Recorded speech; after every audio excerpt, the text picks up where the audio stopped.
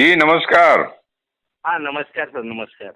हम बातचीत कर रहे हैं कवि, लेखक, आलोचक डॉक्टर अनिल पुष्कर जी के साथ कोलकाता से। ठीक है कि हम लोग आईआईटी बाबा अभय सिंह ग्रेवाल के बहाने बातचीत कर रहे हैं, लेकिन ये पूरे सामयिक समस्या है, सामाजिक समस्या है। और मानवीय समस्या भी, इसको मनुष्य के जीवन से जुड़ी हुई समस्याएं हैं और काफी मनोवैज्ञानिक भी समस्या है। और मनोवैज्ञानिक तक ही हम लोग चाहते हैं कि इसका कोई दार्शनिक पक्ष उसमें आए, सामाजिक पक्ष आए, बहुत कम राजनीतिक पक्ष और धार्मिक पक्ष आए। लेकिन जी, मनोवैज्ञानिक पक्ष, साइकोलॉजिकल और फिलोसफिकल और साहित्यिक ही ज्यादा रखना चाहते हैं, क्योंकि मानवीय पहलुओं को समझने में ये सब विधाएं जो हैं सबसे कारगर होती है बनिस्पत राजनीति के और तमाम अर्थशास्त्र की तुलना में। ठीक है कि जी, अर्थशास्त्र, मार्क्स ने कहा था कि उसकी बहुत बड़ी भूमिका होता है एक समाज को बनाने में, उसकी निर्मिति में, उसके रूप स्वरूप को देखने में। लेकिन जी, दमित वासना जिस तरह से दिखती नहीं है, लेकिन वो जो काम करती है बहुत मारक काम करती है। और हम अब देख सकते हैं कि महाकुंभ से लेकर के आईआईटी बाबा पुलिस की गिरफ्त तक चले गए। और इसमें दमित जी। वासना को हम लोग कहीं ना कहीं पकड़ना चाहते हैं, छूना चाहते हैं, टच करना चाहते हैं कि क्या दमित वासना की जो क्रियाएं होती है दिखती तो नहीं है, लेकिन कहीं न कहीं वो अपने फलक की तलाश में रहती है और कभी न कभी बहुत बड़े घटने को अंजाम कर देती है या बहुत बेहतर क्रिएशन को भी कर देती है। फ्राइड के भी शब्दों को अगर जोड़ दिया जाए इसमें तब जी। हम इसमें कुछ चीज़ों का ज़िक्र करना चाहते हैं। सबसे पहले तो बुनियादी तौर से ये जान लिया जाए कि हमें जो दमित और वासना, ये 2 चीज़ें हैं, इनको समझने की ज़रूरत है। और ये बिना समझे हम ये नहीं समझ सकते हैं कि मनुष्य के भीतर क्या घट रहा है और कैसे घट रहा है और क्यों घट रहा है। और मनुष्य के भीतर जब ये घटता है, तो क्या कोई सामाजिक संरचना उसके लिए जिम्मेदार होती है? क्या कोई राजनीतिक संरचना उसके लिए जिम्मेदार होती है?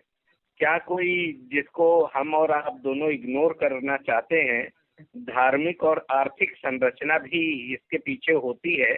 इन सारी चीजों को अगर हम, और सबसे बड़ी जो बात है सांस्कृतिक संरचना, तो वासना का और दमित का, इन दोनों का संबंध क्या कोई सांस्कृतिक, जो एक हमारी संरचना है, जो परंपरा है और जो हमारी सांस्कृतिक विरासत है, या सांस्कृतिक जो हमारी तहजीब रही है उससे कोई नाता है? या हमारी सांस्कृतिकता के भीतर जो बीज छिपे हुए हैं, दबे हुए हैं, उनके उभार से हमें कहीं ना कहीं मनुष्यता को कोई खतरा नजर आने लगता है, इसलिए हम कोई इच्छा, आखिर है क्या चीज? तो सबसे पहले दमित को समझने के लिए हमको समझना होगा कि दमित है क्या। जहां तक बुनियादी तौर से अर्थ का सवाल है कि दमित को हम कैसे समझेंगे, तो दमित माने होता है पराजित हो जाना, किसी को पराभूत कर देना, या फिर किसी तरह से शोषित होना, या उत्पीड़ित होना, या उपेक्षित होना, या फिर जिसे किसी तरह की बड़ी शक्ति के साथ दबाया गया हो। अब बड़ी मजेदार बात है या दिलचस्प बात यह है कि हम अगर केवल और केवल दमित की बात करें, तो दमित क्या क्या चीजें दमित हो सकती है। मनुष्य को ज्ञानेंद्रियां भी मिली हैं, मनुष्य को कामेंद्रियां भी मिली हुई हैं, और मनुष्य को एक मस्तिष्क भी मिला हुआ है और एक हृदय भी मिला हुआ है। इसके बीच में जो कुछ भी है वह बिना समाज की इकाई के निर्धारण के चल नहीं सकता है।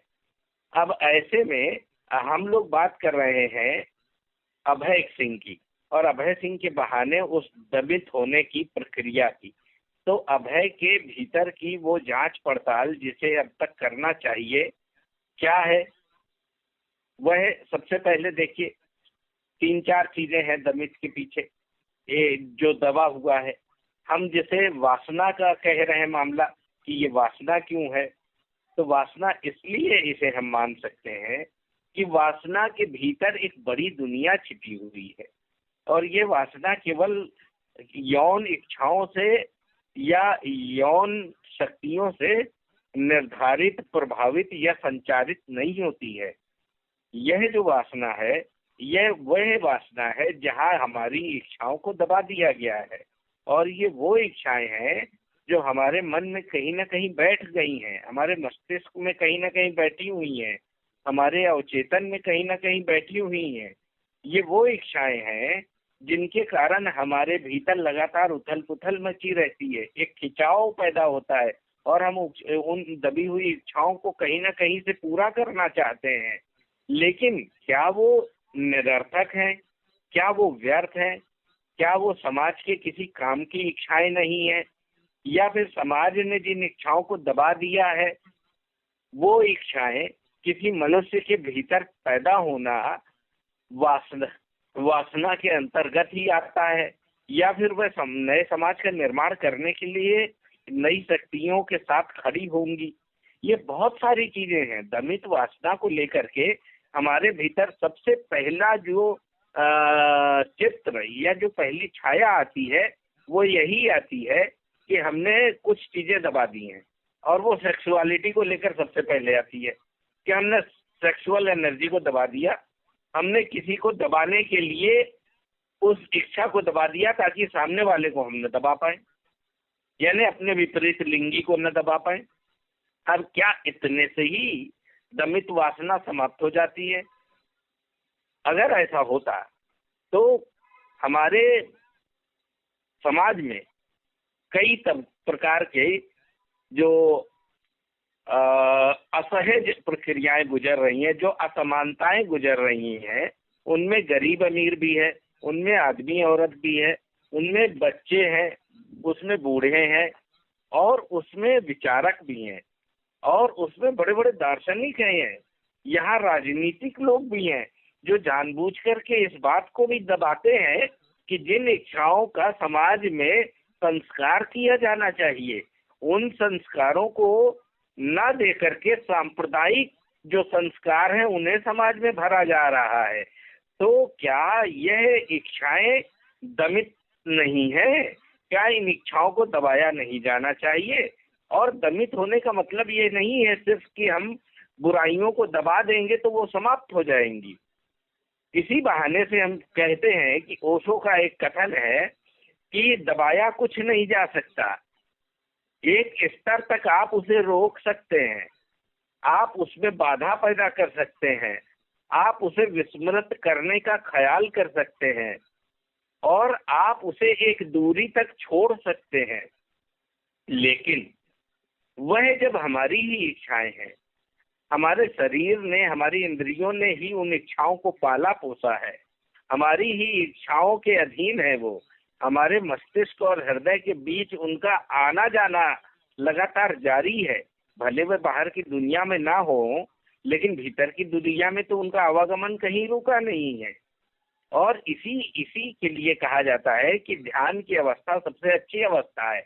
और अभय ने एक बड़ी अच्छी बात इस मामले में कही थी कि लगातार जो वो सनातन के बहाने से इस क्रम को ले जा रहे थे कि हमारे भीतर क्या क्या चीजें रोकी गई थी। हमारे भीतर देखिए सेक्सुअलिटी रोकी गई, हमारे भीतर देखिए नशा रोका गया, हमारे भीतर देखिए बाबा जो होने की प्रक्रिया में पैदा होने वाले जितने भी संस्कार हैं उनको रोके गए।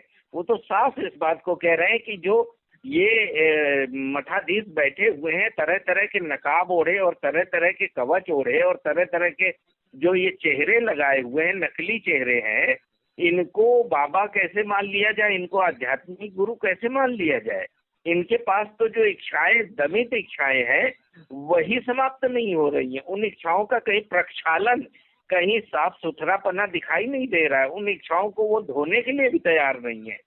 और बार बार देखिए कि आप कुंभ में हम लोग गए, कुंभ को हमने माना कि ये मन की पवित्रता का स्थल है, जबकि ओशो ने भी इस बात को माना था कि जब मन के भीतर मैल हो तो शरीर को धुल के कोई फायदा नहीं है, मन के विकार धुले जाने चाहिए। गंगा में स्नान का मतलब ये नहीं है कि आप जाकर शरीर को धोकर चले आए। तो दमित वासनाएं या दमित इच्छाएं केवल इस बात का प्रतीक नहीं है कि वह मनुष्य के भीतर ही पैदा हो और मनुष्य के भीतर ही समाप्त हो जाए। सामाजिक संस्कार उनका होना चाहिए, उनका सांस्कृतिक संस्कार होना चाहिए। इसीलिए मैं आपको बताऊं कि एक उदाहरण वो देते हैं लगातार आचार्य रजनीश, कि एक गांव था जहां पर लगातार इस तरह की घटनाएं जब जब होती थी कि कोई किसी को बुरी अवस्था में देख लेता था, या वो इच्छाएं जो उस गांव में नहीं आनी चाहिए, उन इच्छाओं का उसके सपनों में आ जाना होता था, तो वो सारे लोग इकट्ठा होते थे और अपनी अपनी इच्छाओं को बताते थे। फिर उसके हिसाब से उन इच्छाओं को उसके मन से निकाल दिया जाता था और उसका प्रयोग होता था बाकायदा उन इच्छाओं का कि इन्हें संस्कारित किया जाए। और संस्कारित कैसे करते थे, उसकी सारी बातें सुनते थे, फिर उसके पक्ष में और विपक्ष में दोनों तरह की बातें रखी जाती थी।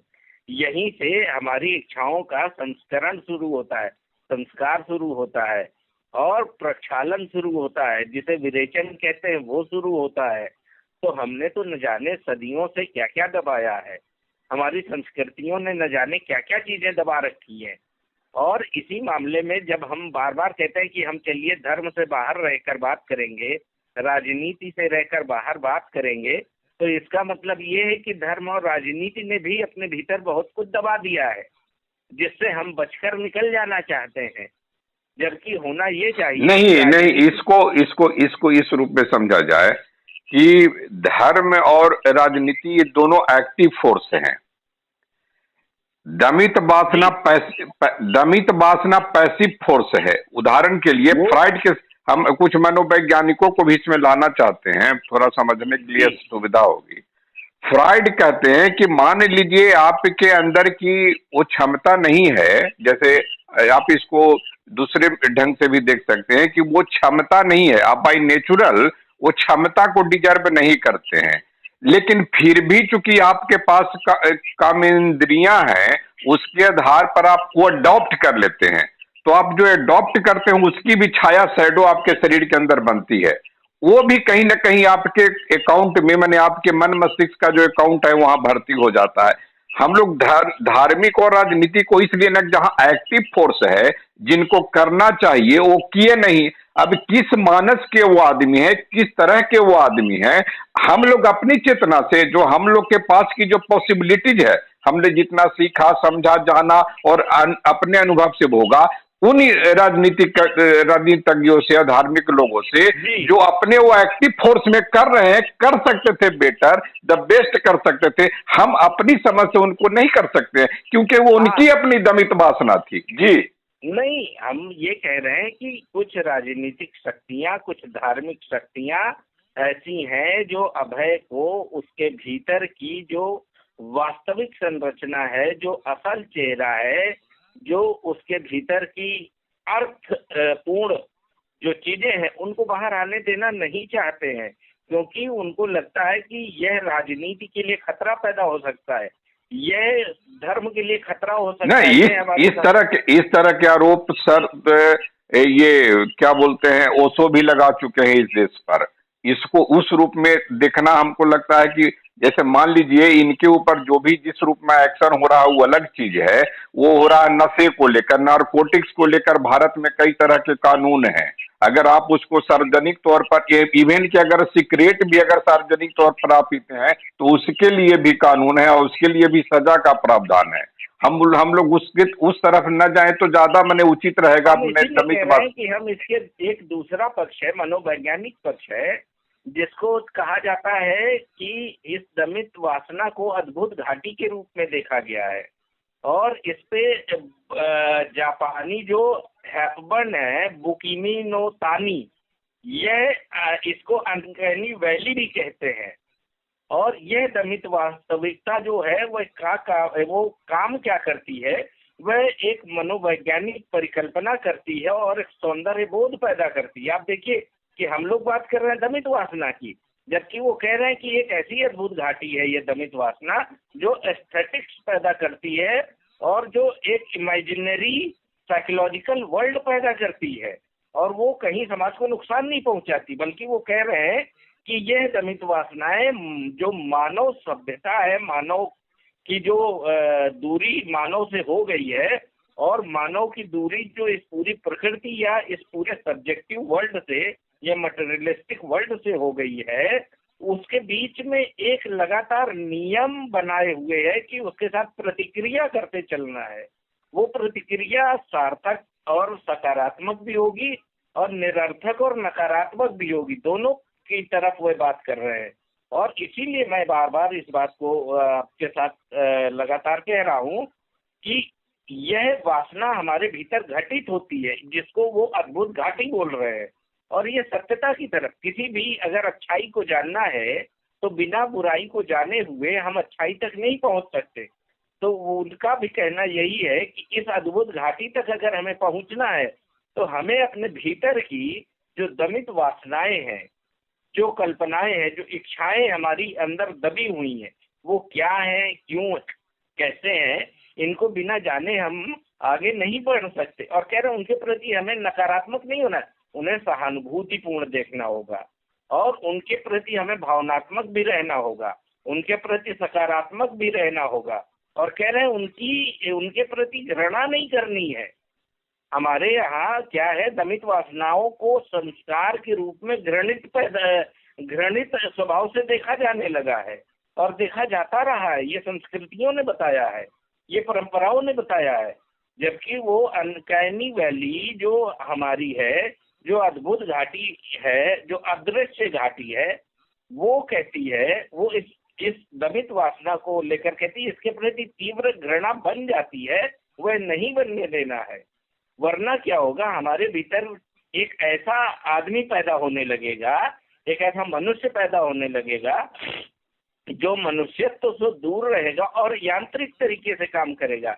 यानी उसके डेटाबेस में, उसकी मेमोरी में कुछ अच्छी चीजें फिट कर दी जाए और वो उन्हीं अच्छी चीजों पर केवल बात करेगा, उन्हीं अच्छी चीजों को संचालित करेगा और उन्हीं अच्छी चीजों से संचालित होने की कोशिश करेगा और एक ऐसे आदर्श समाज का निर्माण करने की कोशिश करेगा जिस आदर्श समाज में केवल और केवल कुछ आधारभूत सत्य ही कार्य कर रहे होंगे, बाकी सारी चीजें वो घृणा के उसमें खाते में डाल दिया जाएगा। लेकिन मनुष्यता कहीं यहाँ पर अपने वास्तविक स्वरूप में नहीं दिखाई देगी। यह रोबोटिक सभ्यता होगी, यह मनुष्यत्व से बाहर यांत्रिक सभ्यता होगी। इसीलिए मैं बार बार कह रहा हूँ कि ये जो दमित और वासना का सवाल है, वासना को हमने देखिए लस्ट के रूप में भी देखा, वासना को हमने ब्यूटी के रूप में भी देखा, वासना को हमने सेक्सुअलिटी के रूप में भी देखा, वासना को हमने क्या कहते हैं एक और जो इरोटिक सेंस में भी देखा है। यानी हमारे पास वासना को देखने के लिए बहुत सारे आधार हैं और उन्हीं में एक आधार जो कॉमन है वो है सभी के भीतर कुछ हद तक मानव बने रहने से लेकर पूरी तरह मानव बने रहने के बीच में जो इस वासना की गति है वह किस प्रकार प्रतिक्रिया करती है और किस प्रकार वह इसके अंदर रह करके हमारे भीतर मस्तिष्क में इफेक्ट पैदा करती है और बड़ा अच्छा कहे कि प्रतिनिधित्व पैदा करती है।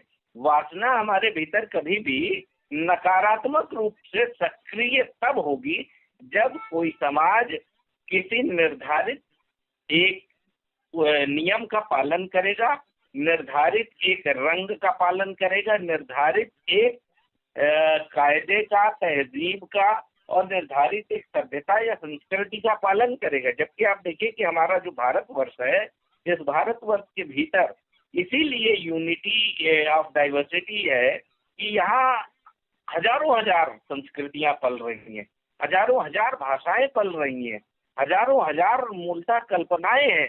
इसलिए है क्योंकि उनके भीतर वासनाओं का अलग अलग अदम है। जैसे हमारे यहाँ अभी आदिवासी समाजों में वासना को कैसे देखा जाता है, हम लोग कहते हैं कि एक नग्न स्त्री अगर हमारे समाज में निकल जाए तो हमारी आंखों में पानी उतर आता है और हम कहने लगते हैं किसी छोटी कपड़े पहनने वाली स्त्री को भी कि उसने हमें उत्तेजित कर रखा है। जबकि हमारे आदिवासी समाजों की सभ्यता और संस्कृति में कई बार आप देखेंगे कि सारा का सारा समाज नंगा है और वहाँ कहीं भी आपको वासना नहीं नजर आएगी। वहाँ कहीं भी आपको कोई ऐसी जो क्या कहते हैं प्रकारांतर से नकारात्मक शक्ति नजर नहीं आएगी कि एक दूसरे पर हमला कर बैठे और एक दूसरे के ऊपर अपनी शक्ति का प्रदर्शन करने के लिए हम उतर जाएं। वहाँ मनुष्यता को खतरा पैदा हो जाएगा अगर ऐसा करेंगे।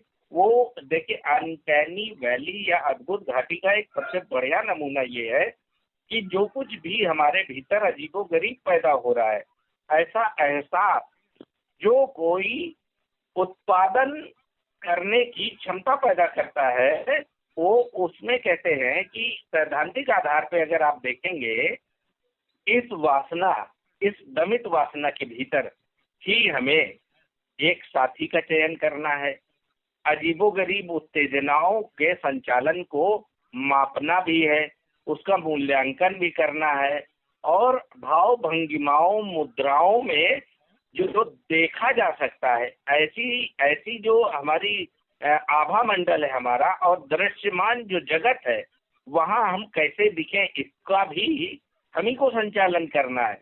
और कह रहे हैं यही जो दमित वासनाएं हैं, इन्हीं से प्रजनन क्षमता का विकास होता है। आप इस बात को कैसे मान लेंगे कि यह जो दमित वासना है ये प्रजनन नहीं कर सकती? दमित वासनाओं का सकारात्मक पहलू है ये। अगर यही दमित वासनाएं केवल और केवल उन जगहों पर सीमित हो जाए जहाँ केवल आप देखिए कि पैदा करने के लिए पैदा किया जाना हो संतानों को, औलादों को और आबादी को, तो वहाँ वह शक्तियां पैदा नहीं हो सकती जिनकी आप और हम कल्पना कर सकते हैं कि वह पराभौतिक हों, वह मानव मूल्यों से कहीं अधिक ऋषित्व को या कहीं अधिक दैवी शक्तियों से संचालित हो रही हो, या कहीं अधिक वो मेटाफिजिकल वर्ल्ड को भी अपने भीतर समाहित किए हों, वे बिल्कुल मटेरियलिस्टिक पैदा होंगी।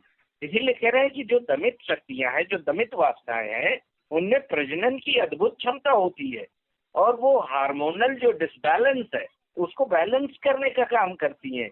और अच्छा, दूसरी तरफ वो कहते हैं कि ये जो दमित वासनाएं हैं, ये हमारे लिए प्रतिरक्षा का काम करती हैं, और यही हमारे भीतर संज्ञान का भी काम करती हैं। संज्ञानात्मक तंत्र जो हमारा है, जो मस्तिष्क के भीतर चलने वाला एक यंत्र है जिससे हमारी इंद्रियां संचालित होती हैं, और इंद्रियों के भीतर जो एहसास होता है, उन एहसासों को, उन आवेगों को, या वो जो संवेग है, स्पर्श का चाहे संवेग हो, चाहे देखने की दृष्टि का संवेग हो, चाहे वह हमारे स्वाद का संवेग आवेग हो, इन सारे चीजों को, इंद्रियों का यह जो कुछ भी आवागमन है, कह रहे इनके संज्ञान को भी ये दमित शक्तियां, ये दमित वासनाएं ही बनाकर रख सकती हैं। अगर दमित वासनाएं न हो इस दुनिया में, तो ये संज्ञानात्मकता भी पैदा नहीं होगी, यह प्रतिरक्षा प्रणाली भी पैदा नहीं होगी, यह प्रजनन क्षमता भी पैदा नहीं होगी, और यह हार्मोनल जो बैलेंस है ये भी पैदा नहीं होगा। और यह जो आप देखिए, हमारे पास क्या है इसको लेकर, हम विकर्षित होते हैं, हम डिस्ट्रैक्ट होते हैं, हम डिसमेंटल होते हैं, हम जजमेंटल होने लगते हैं कि यह तो बेकार की चीज है, यह विकृत चीज है, हम इससे बाहर चले जाएं। इसी तरह से यहाँ तक कि आप सोचिए, यह जो अजीबो गरीब है, यह हमें बचाए रखता है। यह हमें बचाए कैसे रख सकता है? क्योंकि जो कुछ सकारात्मक हमारे भीतर बाहर से समाज दे रहा है, संस्कृति दे रही है, राजनीति दे रही है, या धर्म दे रहा है, उसके बरक्स यह उत्तेजनाएं हमारे भीतर जो विरेचन की है, जिसे हम आप कहते हैं लगातार क्या कहते हैं, वासना और विकार, या इसको वासना को हम कह रहे हैं लगातार। तो यह जो अजीबो गरीब उत्तेजनाएं हैं, यह ले जाती है उस धरातल पर कि समाज ने किन चीजों को नकार रखा है, और उस नकार के पीछे क्या वास्तव में एक संस्कारित समाज के बनाने की कोई विधि, कोई तंत्र, कोई प्रतिष्ठा या प्रतिज्ञा काम कर रही है। जबकि वो कहता है जीव तो इतना सरल होता है कि वह अपनी प्राण प्रतिष्ठा को बचाने के लिए और अपने भीतर की जो मनुष्यता है उसको बनाए रखने के लिए जीवात्मा काफी है। जीवात्मा को किसी के संस्कार की जरूरत नहीं है, वह स्वयं संस्कारित होती रहती है, वह स्वयं जो है उद्घाटित होती है और स्वयं जो है स्खलित होती रहती है। ये बड़ा अद्भुत है खेल, दमित वासनाओं का खेल इतना अद्भुत, इतना निराला और इतना उसका माने विस्फोटक और इतना उसका क्रांतिकारी ये रवैया है, तो वह पूरा आनुवांशिक जो आपका ढांचा है, स्ट्रक्चर, उसको बदल देने तक की जो है उसके पास शक्ति ताकत होती है। यहाँ तक कि आपको मैं बताऊं कि आप अगर वैज्ञानिकों से बात करें, इनमें कहा गया कि वैज्ञानिकों तक का कहना है कि हमारे भीतर 80% बैक्टीरिया और 20% जो सुरक्षित बैक्टीरिया, शरीर को बचाए रखने वाले बैक्टीरिया है, सेफगार्ड बैक्टीरियल, यानी जिसको हम तंत्र को संचालित करने वाले बैक्टीरिया। आप सोचिए, सबसे ज्यादा 80% बैक्टीरिया है जिनके खिलाफ हमको लड़ना होता है एक्सटर्नल बैक्टीरिया से। तो हमारे भीतर जो नकारात्मक बैक्टीरिया है वही बाहर के नकारात्मक बैक्टीरिया से लड़ रहे होते हैं, वही वायरस से लड़ रहे होते हैं, वही परजीवियों की जो हमारे पास स्मेल होती है, परजीवियों का जो आक्रमण और हमला होता है, जो सूक्ष्म होता है, अति सूक्ष्म, जिसे हम आप अपनी साधारण आंखों से नहीं देख सकते, उन चीजों से लड़ने के लिए भी हमारे पास जो अंतर आत्मा में या हमारे शरीर के भीतर इस तंत्र में आनुवांशिक रूप से आया हुआ है, यह 80% बैक्टीरिया ये दमित वासनाओं के कारण ही है। अगर दमित वासनाएं ना हो तो यह 80% बैक्टीरिया भी हमारे पास नहीं होंगे।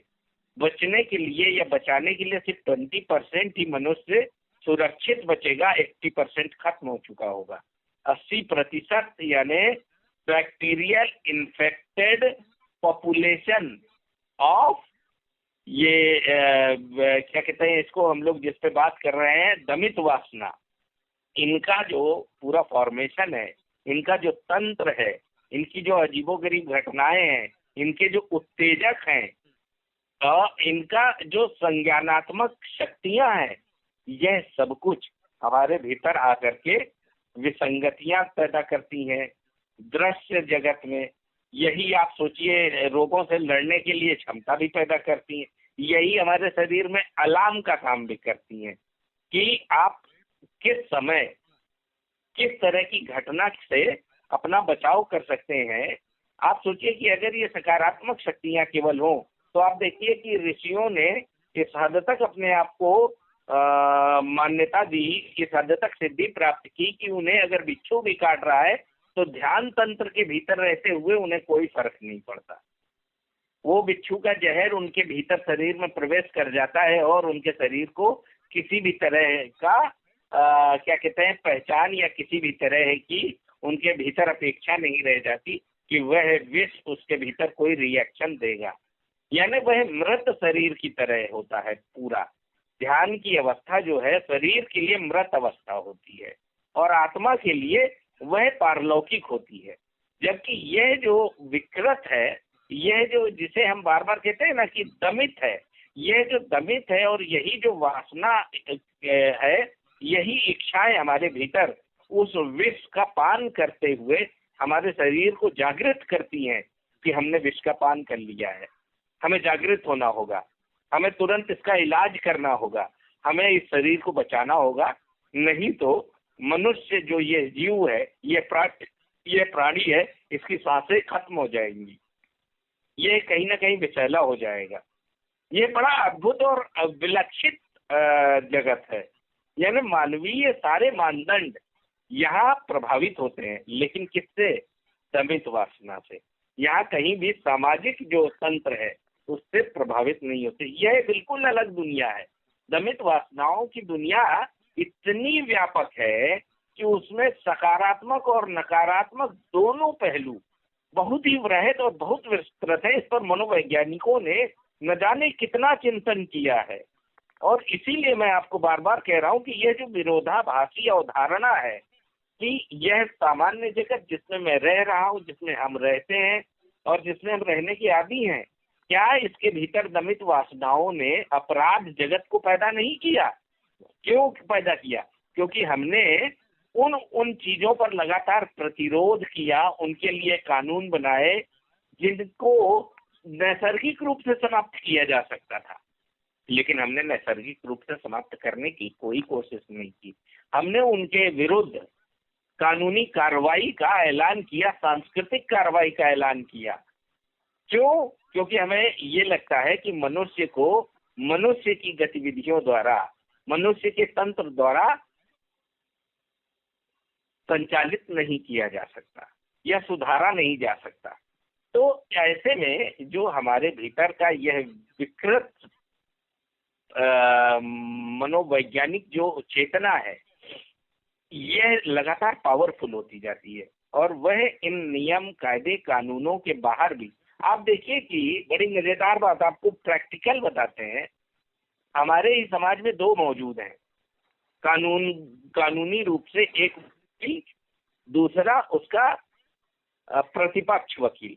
और हमारी राजनीति में भी एक पक्ष सत्ता का और एक विपक्ष उस सत्ता का। आखिर दोनों पहलू हर जगह क्यों जरूरी हैं?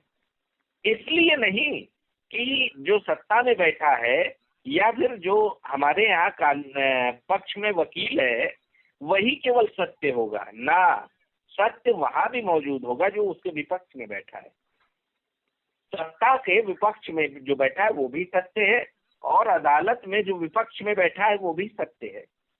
यह विकृतियों का जगत है। यही 80% विकृतियों ने इस समाज को कहीं न कहीं बड़ी सुरक्षा दे रखी है।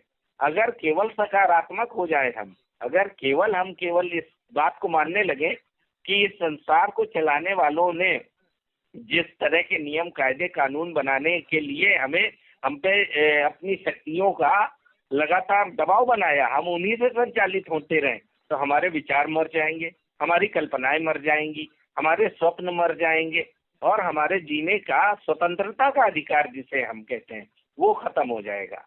तो ऐसे में जो विकृतियां हैं जो इस बात का संकेत देती हैं या इस बात की तरफ लगातार ले जाती हैं कि हम अपनी संज्ञानात्मक असंगति के साथ अपने अनुभवों को कैसे जोड़ें, यानी जो समाज में भयानकता का प्रसार फैला हुआ है, समाज में जो कुछ भी भयानक हो रहा है, जो दर्दनाक है, जो दुर्दांत है। जैसे आप देखिए कि हम तो इस पूरे कुंभ में गए थे एक विशुद्ध होने के लिए, शुद्धिकरण के उस पराकाष्ठा को पाने के क्रम में, जहां पर हमें अपने शरीर, अपने मन, अपनी आत्मा, अपने मस्तिष्क को परिशुद्ध कर लेना था। लेकिन अंततः वहां पर जाकर क्या क्या देखा गया?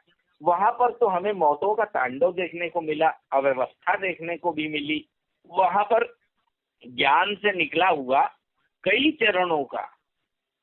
चरणों में एक व्यक्ति मिला जिसको वहां से निकाल कर बाहर लाया गया, जिसे हमने अभय और IIT बाबा के नाम से जाना।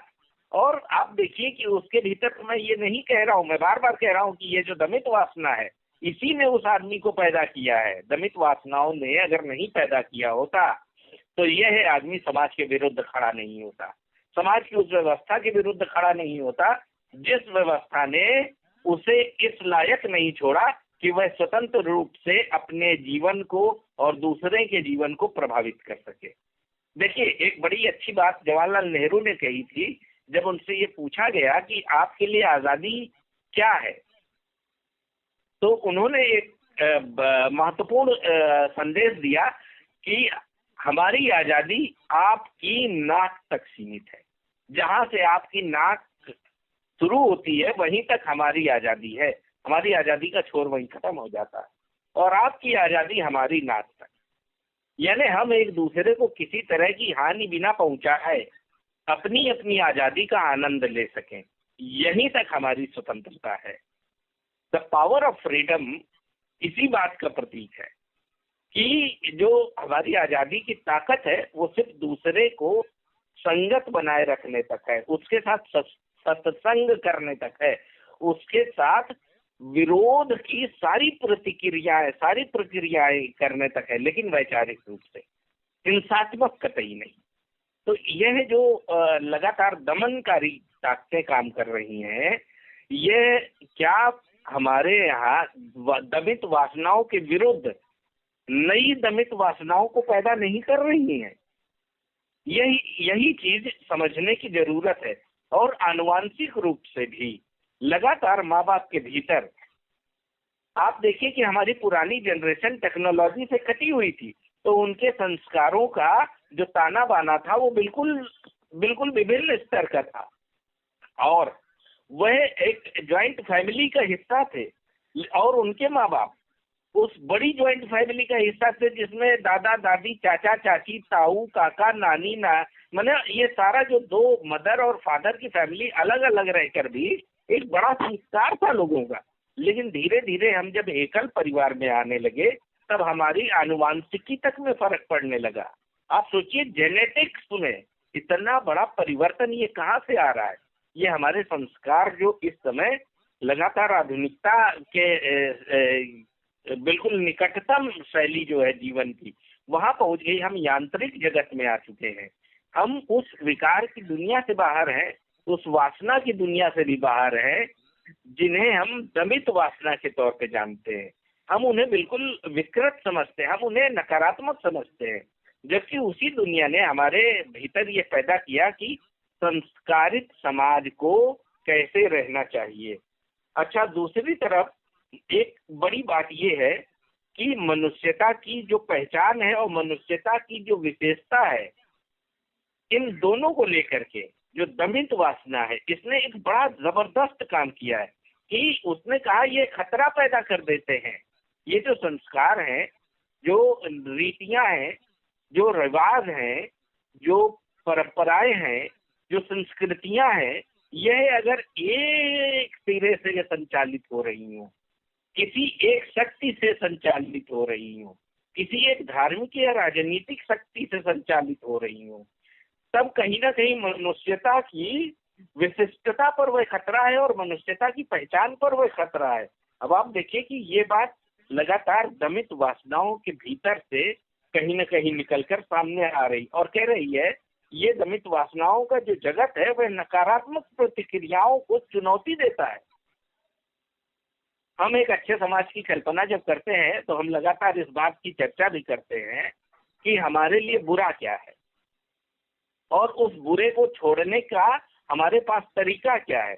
जबकि दमित वासनाएं इस बात को लगातार कहती हैं कि मनुष्य रोबोट हो जाएगा अगर हमने नकारात्मक प्रतिक्रियाओं को अपने भीतर नहीं ले लिया, उन प्रतिक्रियाओं से संचालित भी नहीं हुए, उन प्रतिक्रियाओं से हमने कुछ सीखा नहीं, तो हमारे भीतर नकारात्मक प्रतिक्रियाएं चुनौती के रूप में होनी चाहिए, जो मनुष्य को विशेष बनाए, जो मनुष्य की पहचान को बनाए रखें और मनुष्य में भेद पैदा न करें। और जो यह चुनौती है, यही आप समझिए कि नए जो हमारे पास 3-4 अवधारणाएं आई थी, एक मानव की, एक नव मानव की, एक अति मानव की, एक लघु मानव की, यह जो सारी अवधारणाएं हमारे दार्शनिकों और चिंतकों की तरफ से आई थी, तो मनुष्यों का यह संपूर्ण जगत आप सोचिए जो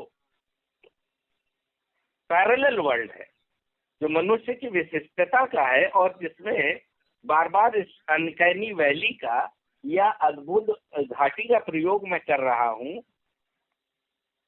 सिर्फ वहीं से पैदा होता है जहां से यह दमित वासनाएं पैदा होती हैं। दमित वासनाओं को लेकर के एक बड़ा अच्छा मनोचिकित्सक इरविन यालोम के जरिए ये कहा जा सकता है कि जो मनुष्य मृत्यु से उत्पन्न होने वाले अस्तित्व की चिंता से बचने के लिए मनोवैज्ञानिक बचाव का निर्माण करते हैं, वह इन बचावों में से एक है विशेषता। अब आप समझिए इस बात को कि विशेषता के तौर पर हम मनुष्य की को मौत के जगत से बाहर ले जा सकते हैं। और वो विशेषताएं क्या है? धर्म हमें नई नई विशेषताओं को बताता है कि नहीं बताता है कि यह शरीर तो छूट जाना है, आत्मा विशिष्ट है। कुछ लोग कहते हैं वह आत्मा नहीं है, वह मन है। कुछ कहते हैं वह चेतन है, कुछ कहते हैं वही परमात्मा है। और यह शरीर तो उसको धारण किए हुए था, शरीर छूट जाएगा, नए शरीर में चला जाएगा। तो इस तरह की जो चीजें हैं यह अस्तित्व का हिस्सा है हमारे, और यही हमें विशेष बनाती हैं, यही हमें सम्मोहक बनाती हैं। वह जो अभय है, यह लगातार सनातन के बहाने से ही उन्होंने एक अवधारणा पकड़ी, सनातन। मैं ये नहीं कहता कि उनको परमात्मा यीशु का जगत ले लेना चाहिए था, मैं ये नहीं कहता उन्होंने पैगंबर का जगत ले लेना चाहिए था, मोहम्मद साहब का या फिर जैन का या बौद्ध का या फिर किसी और का, गुरु नानक का जगत लेना है। उनको जो सहज लगा, उनको जो आबादी सबसे ज्यादा बड़ी लगी और जो सबसे ज्यादा सरल सहज और सम्यक बोध वाली लगी, वो उनको सनातन की लगी। वो उसके लिहाज से उन्होंने सनातन को पकड़ा और कहा कि सनातन के आधार पर, सनातन के इस विचार को हम और तेजी से प्रचारित प्रसारित कर सकते हैं। लेकिन जब इसमें आडंबर, जब इसमें कर्मकांड और जब इसमें पाखंड देखा उन्होंने, तो उनके भीतर का जो जो दमित जगत है, जो दमित जिसे हम वासना कहते हैं ना, वह कहीं ना कहीं लगातार प्रतिक्रिया देने लगती है। गुस्सा, क्रोध, बेचैनी, उकताहट, अब सब कुछ आपको देखने को उसके चेहरे पर मिलेगा। भय कहीं नहीं है, वह केवल नहीं, और केवल निराश हो रहा है। एक आखिरी सवाल से हम लोग इस बहस को खत्म करते हैं, विमर्श को, कि जी, आपने एक अच्छी बात कही कि यह दमित वासना ने ही वे आईआईटी, मैंने अभय सिंह को आईआईटी बाबा के रूप में प्रसिद्ध किया, ठीक है। जी।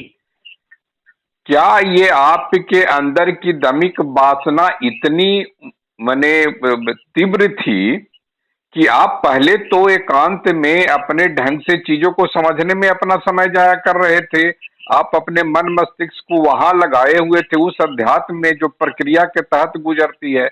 क्या आपकी दमित वासना इतनी उग्र और तीव्र थी कि वो चमक दमक में आप आ गए, दूसरी की दमक चमक दमक के आप शिकार हो गए? जी। मैं इसमें एक ही चीज बड़ी अच्छे तरीके से आपको स्पष्ट कर दूं कि बुद्ध जब चले गए ध्यान के लिए, तो बुद्धत्व को प्राप्त नहीं हुए थे, ज्ञान के लिए गए थे। और जब उन्होंने ध्यान के जरिए ज्ञान को प्राप्त किया, तब भी वो बुद्धत्व को प्राप्त नहीं हुए थे। बुद्धत्व को प्राप्त तब हुए जब उस ध्यान से बाहर आए और वापस इस जगत में लौटे। आप देखिए कि माया से, जो हमने पिछली बार डिस्कस किया था कि माया से मोक्ष की तरफ जाना और फिर मोक्ष से माया की तरफ आना, तो उस समय भी अगर टेक्नोलॉजी होती, उस समय भी ये सारे तंत्र यंत्र होते, तो बुद्ध भी इनका प्रयोग कर रहे होते, जैसा कि अभय ने किया। तो यह जो दमित वासना है, यही बुद्ध को भी दुख का कारण, दुख का निवारण, दुख का अंत, मृत्यु, व्रत, बुढ़ापा और कामेक्षा, इन सब को लेकर के एक साथ ये सारे विषय, ये सारी वासनाएं लेकर के ध्यान में गए बुद्ध। और उस ध्यान के भीतर से ज्ञान की प्राप्ति जब हुई, तो उस ज्ञान को लेकर वापस इस दुनिया में आए, इस माया में, वापस इसी माया में, और यहीं पर उन्होंने अपनी उस ऊर्जा का इस्तेमाल किया जो उन्हें दमित वासनाओं से प्राप्त हुई थी। दमित वासनाओं के बगैर आप बुद्धत्व को प्राप्त नहीं कर सकते। दमित वासनाओं के बगैर आप ईसा को प्राप्त नहीं कर सकते। ईसा ने भी, आप देखिए कि बड़ी मजेदार चीजें कही कि जो बुरा है उसे क्षमा कर दो और जो अच्छा है उसे फैलाए रखो। तो भाई जो जो चीजें आप कहना चाहते हैं कि दमित वासना अगर इतनी बुरी है, माने जैसा हमारा आपका संवाद है, उसमें एक डिटेलिंग ये है कि क्या दमित वासना एकांत की चीज है, एकांत में ले जाने की नहीं। दमित वासना के जरिए नहीं, दमित वासना से, जैसे आपने कहा कि कोई बुद्धत्व को प्राप्त करता है, या आपकी दमित वासना की उग्रता, तीव्रता, उसकी गहराई पर निर्भर करता है कि जैसे आज जिस कष्ट और परेशानी में फंस गए, मान लीजिए इसको हम फसान ही कहते हैं, और जिस तरह से वो कलप रहे हैं, वो यहाँ तक कह रहे हैं कि मेरा मदद करने वाला, मेरी मदद करने वाला कोई तो नहीं है। आप इसी चीज को समझिए, इसी दमित वासना के कारण ही हम थोड़ा चीजों को थोड़ा ये करते हैं। वो सब कह रहे हैं कि हमको कोई अब सहयोग करने वाला नहीं है, सब खाली बस नौटंकी ड्रामा कर रहे थे, मेरा कोई नहीं है, सिर्फ महादेव है, हमको कोई सहयोग करने वाला नहीं है, कोई आना ना, फिजिकल में मेरा कोई नहीं है, कोई, हम पैसे से तंग आ गए हैं। आप जब एकांतिक में थे, एकांत में थे, अपनी चीजों को समझ रहे थे, आपके अंदर जितनी सूझबूझ, शक्ति, संपन्नता, अध्यात्म की शुरुआत ही पहले ही क्लास के आप स्टूडेंट रहे होंगे, पहले ही के ज्ञान के आप पात्र रहे होंगे, आप कितने सुकून और शांति में थे। हम यह कह रहे हैं कि आपकी दृष्टि आखिर इतनी ओझल कैसे हो गई कि आप उस चमक दमक में आ गए, और उसके बाद अब जिस कष्ट परेशानी पीड़ा से आप जा रहे हैं, अभी तो शुरुआत हुई है, अब इसका किस रूप में अंत होगा वो तो देखने वाली बात होगी। आप यहाँ तक कह रहे हैं कि ना आप यहाँ तक कह रहे हैं कि अब इस देश के सनातन से कुछ लेना देना हमें नहीं है, अब हम बाहर देश में जाकर के किसी सनातन के लिए काम करें। चीजों को समझिए, मैंने पाइप सीढ़ी दर सीढ़ी चीजों को समझना होगा। हम अध्यात्म पर बात कर रहे हैं, हम दमित वासना पर बात कर रहे हैं, हम बुद्धत्व पर बात कर रहे हैं, हम इन सब चीजों पर बात कर रहे हैं। इन सब चीजों के बीच में एक तरफ दमित वासना है, दूसरी तरफ गहरी दृष्टि है, इसके बीच की खाई है, और उस आप किस तरफ उतरते हैं, एक अंधकार की तरफ उतरते हैं। आपने प्रकाश की बात की थी जी, अंत में इसको ये चाहिए नहीं, मैं ये बात यहाँ पे समाप्त करूंगा कह करके कि दो तरह से चीजों को देखा जा सकता है। एक जो बुद्ध के साथ हुआ, बुद्ध को क्या किया गया, बुद्ध को मालूम था कि एक इतना गरीब आदमी है जिसके पास भोजन स्वयं करने के लिए कुछ भी उपलब्ध नहीं है, तो उसने बुद्ध को वो जो हमारा क्या कहते हैं भोजन होता है जिसे कुकुरमुत्ता कहते हैं, तो कुकुरमुत्ता खिलाया, और वो विषैला कुकुरमुत्ता था, उसके पास वही उपलब्ध हुआ। उसने जानबूझकर खिलाया या उसे अज्ञात नहीं था इसलिए खिलाया, और बुद्ध को ये मालूम है। जैसा ही पहलक और तोड़ा बुद्ध ने, आप सोचिए मृत्यु आ रही है उनके करीब, उन्हें मालूम है एक थोड़ा सा यह भी संभव है कि जो खिला रहा है वो खाना वो प्रायः खाता था, उसमें उसको कुछ नहीं हुआ, लेकिन बुद्ध का शरीर जो है उस चीज को सहन करने की स्थिति में नहीं था, अंततोगत उस शरीर का अंत हो गया। इसको इस रूप में भी देखना होगा जी। बिल्कुल, मैं इसीलिए कह रहा हूँ कि यह जो विषैलापन है, इस विषैलेपन को, इस कुकुरमुत्ते का जो विषैलापन है, उसे खाते ही बुद्ध को यह मालूम हो गया कि यह पदार्थ जहरीला है, विषैला है, यह समझिए।